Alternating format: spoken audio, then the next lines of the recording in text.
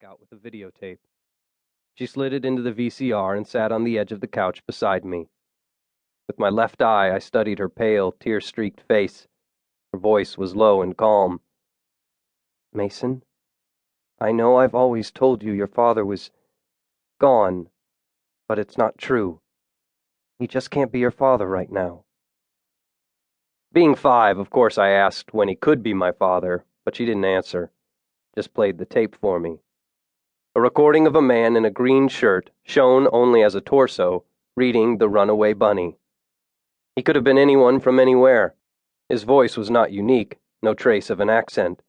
Except for the blue butterfly tattooed on his right forearm, nothing about him was distinguishable. Not exactly the father I'd been dreaming about.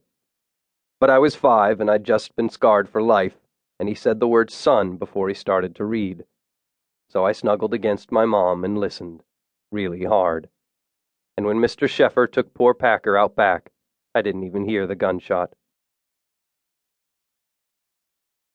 1. In the last hour of the day, Mr. Hogan's sophomore biology class gathered around to watch the small, green-dotted, frilly snail slime its way up my arm. Taller than everyone, I looked down on heads as smells drifted up. To my left, someone had taco breath from lunch.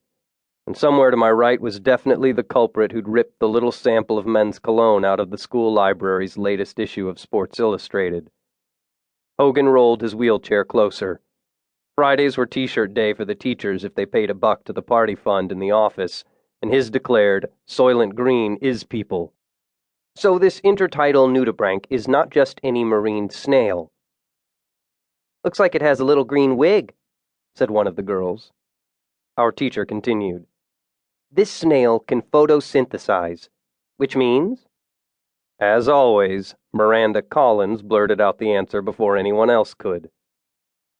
"When a plant uses sunlight to make its own food." Suck up. "But this isn't a plant." I couldn't tell who'd said that, but I was wondering the same thing. "Aha! We have a genius!" Hogan pointed at the snail. "That is not a plant, but it eats zooxanthellae, organisms that eat algae, and algae, of course, are plants." That makes no sense. Although my eyes were on the snail, I felt heads turn up in my direction and it got quiet. Odd for teenagers, but it probably had to do with the fact that, after the dog incident, I didn't speak in school until 5th grade. I'm not sure if it was due to the trauma, although that's what both the speech pathologist and school psychiatrist told my mom. I think it was more a matter of my not having much to say. But since then, when I did open my mouth in class, it was still considered a bit of a novelty, I guess because everyone tended to get quiet and listen. I mean, I eat plants, but I can't photosynthesize. Humans are... I searched for the word we just learned that describes organisms that have to get their nutrients from other organisms. Heterotrophic. We can't feed ourselves. Hogan nodded. Exactly. The zooxanthellae evolved so they could retain the cells of the algae, which are responsible for photosynthesis. Evolution, anyone? Changes that take place in a species over time. Miranda again. Exactly. And so in the case of the zooxanthellae, you are what you eat. They became autotrophic, self-feeders. And the nudibranchs have evolved to do the same thing. "Mr. Hogan?" Miranda Collins waved her hand. "Is this on the quiz?" He growled at her. "Not everything is on the quiz, but that doesn't mean it's not worth knowing." I moved my arm closer and stared at the snail.